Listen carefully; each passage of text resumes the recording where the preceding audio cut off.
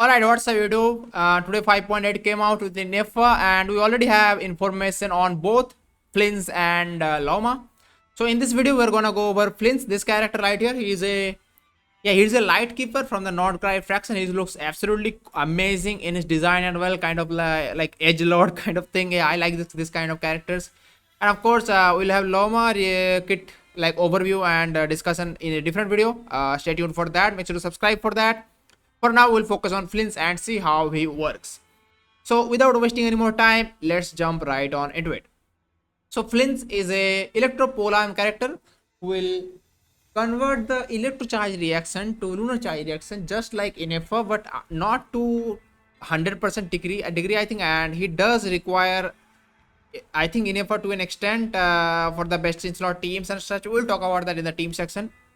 But do know that he has this passive. We can read this right now before reading the kit. Is when any teammate trigger electro charge, it is converted into lunar charge, and the base damage of this reaction increased by based on Flint's attack. Every 100 attack increases damage by 0.7% up to 14% bonus. Additionally, when Flint is in the party, the team's moon's phase increased by 1. So it will gain a 14% damage bonus. That's all right. And every single time it trigger the lunar charge reaction, it will be like every single time you trigger the electro charge reaction when Flins is on the team, it will be lunar charge reaction. So it's not like you can't play this character without Ineffa, just that with Ineffa the damage will be a lot higher overall, just like how a Fizzle in a overlord team can increase the damage by a lot, kind of like that. But yeah, let's talk about his entire kit now, and we can pretty much ignore the normal attacks. It's a physical polar attack, spear attack, very simple, very straightforward, as well as the charge and plunge attack are nothing special, normal stuff. We'll start with his skill. So what does the skill do? I'll explain everything that I already read and not gonna read through all of this. So yeah, let me just explain in simple language. You can read if you want. I have the text on screen. The skill will do is the skill will give you a infusion for a few seconds, and you can attack on the infusion with your normal attacks with electro. And after a few attacks, it will convert the elemental skill into an enhanced one, which will deal more damage. And after you cast the enhanced elemental skill, it will replace your real ultimate with a low cost ultimate, just like Varka does with a low cost ultimate. And you can cast this low cost ultimate. And as well as the real ultimate, the big ultimate will deal just damage. Straightforward, does nothing else, just damage. The main thing is really that. You press the skill, you keep attacking, you get the enhanced skill, you use that, you convert the ultimate, you use that one, and the real ultimate as well. And what interesting about this lunar charge thing is, if you have the lunar charge thundercloud on field, which is created by if you like just just do reaction with hydro and electro when he's on the team, if that thundercloud is available, his enhanced skill and his ultimate and his mini ultimate, all three of them will deal increased damage and more like instances of damage, like more hits on the damage as well, when you have the thundercloud available on the field. That's the main stuff, very simple to understand. Let me give you a TLDR so that I can get everything in one sentence kind of. So skill, you press the skill, you do normal attacks, then you get the enhanced skill. After the enhanced skill, you get the low cost ultimate as well. You use the low cost ultimate, and that's pretty much it. As well as with the team will function normally, and you will have the thundercloud, it will deal more damage, and that's pretty much it. Let's take a look at his passives now. So depending on the team's current moon phase, Flins gains buffs. So moon phase is something like your how many Nordcry characters you have in team. Not really 100% sure on how it works, but I'll give you more information as I like get to know this more stuff and when it's in game, and maybe yeah. So not really sure about how can I explain this for now. Just know that for having Nordcry characters in your team, you will gain more buffs basically. So like Ineffa or like Aino, for example, for F2P players who can't pull for Ineffa. So another buff is when his another passive is lunar charge reaction damage will be increased by 20%, flat out damage buff. Very nice. Let's take a look at the next one, which is Flint's elemental mastery is increased by 8% of his attack up to 160 EM. That's pretty cool. So whatever attack you have, you will gain 8% of it as EM, and the cap is 160 EM. This will be very easy to stack because like if you use Bennett and stuff in the team, it's like no brainer, it will cap out, no problem. So yeah, it's pretty good, 160 extra EM. So how is it looking? Kit looks pretty straightforward. Just press skill and ultimates kind of gameplay. No, nothing really too crazy. Let's take a look at his team and how those will work. So for now, I'll be going with the assumption that Flins's majority of his damage is not lunar charge damage, unlike Ineffa. So for example, Ineffa cannot even use electro damage bonus goblet because he doesn't benefit from that in his attack. Majority of Ineffa's damage comes from a talent which is considered lunar charge damage. So yeah, she doesn't really do skill damage at all, and damage bonus does not benefit her. For now, I'll be assuming Flins is not like that, and Flins has his own damage besides having lunar charge damage. So characters like Silonan and stuff can benefit this character, and this team will be best in slot on launch. Do keep in mind, I am saying best in slot on launch because teams can change with different characters being added to the roster. So yeah, with 6.0 launching Ineffa, Elan, and Silonen will be the best in slot team for this guy, if going with the assumption, and if that's true, that majority of his damage is not reaction damage like lunar charge damage, for just like Ineffa. And yeah, that's the assumption here. Just something to keep in mind there.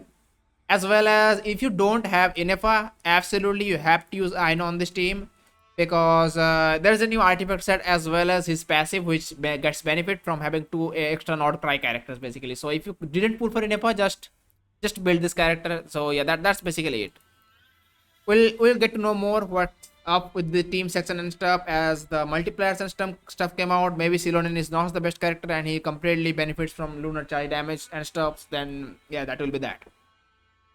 This is kind of the premium variant, and this is kind of an FTP variant. You can use these characters in replacement as well. Bennett also works because his attack scaling and stuff.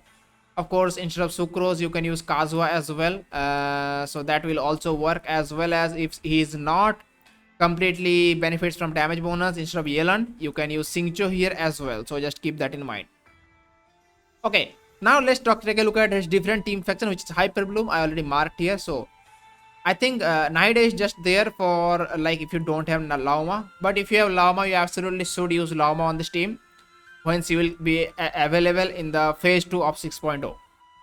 So how the team will go is pretty much like this. So with Lauma and a character like Elan, I guess, yeah, this team will work great, and yeah, it's will like be insane kind of team.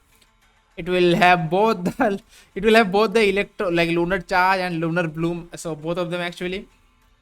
And on top of that, you will have hyper bloom. So yeah, that will be kind of crazy. If you don't have Lauma, this team will work just as good with Nahida, just a little bit less damage probably. So yeah, and in the future, I am guessing, this is a guess, just guess, like this is completely speculative territory. In the future, when Columbina comes out, we might see that Columbina becomes the best in slot for this team, with Lauma, Ineffa, and him with being a hyper bloom, lunar charge team kind of thing, like everything mixed together. This should be a lot of fun. If this is the case, I'll be very happy.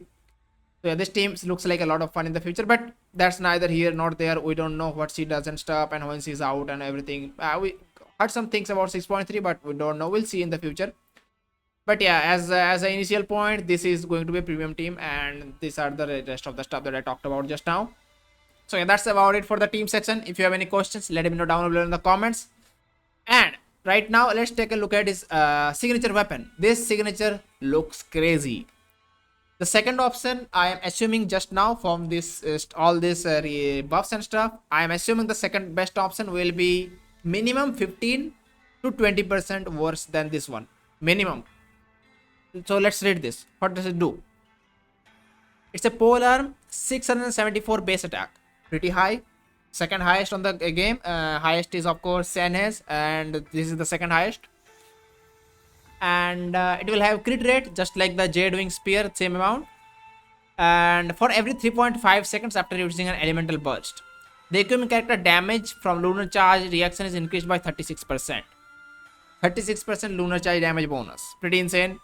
Additionally, when the equipping character triggers a moon electro reaction, this is just lunar charge reaction, different translation I think. They gain the effect, increase crit damage by 28% for 6 seconds and restore 12 elemental energy. This can be triggered every 14 seconds. So this weapon looks kind of crazy. 36% lunar charge damage bonus.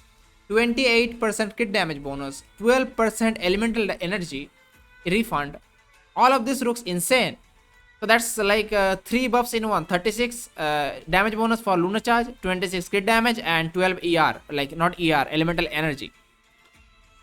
So yeah, this actually looks kind of an insane weapon. We'll see how this is and stuff. So yeah, we'll need to take a look at that. And as well as if you want to know about the artifacts, I'll make a different video on the artifacts. I can give you a quick glance at it. So basically the DPS artifact will give you 45% crit rate, and the support set will give you 180 EM.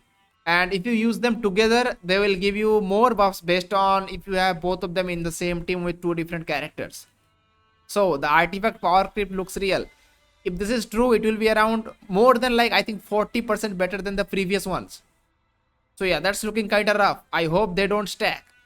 So 2 of them are like 15% crit rate and 30% crit rate, and they seem to be stacking for the on-field characters. That's 45% crit rate. That's no joke. That is harmful for the game and not good for the power balance of the game. So yeah, we'll talk about that in a different video. For now, let's stick to Flins. So that's the weapon. Looks really strong for him. I guess other options can be considered like Jedwing Spear for the general options, F2P options. You might already have a sitting one in the inventory from like losing and stuff, or maybe the standard banner. But yeah, that's the situation for now. I'll cover any new updates and changes, like big changes in the future. Make sure you subscribe for that, as well as I'll be also covering the Lauma kit as well. So this character, this is Flins. I'll be covering this character's kit as well. She is looking to be a Lunar Bloom character. We'll see how she is in that video. But for now, that was Flins. Hope you enjoyed the video. Hope you understood the things I was trying to convey to you. And yeah, make sure to subscribe. And I'll see you on the next one. Peace, YouTube.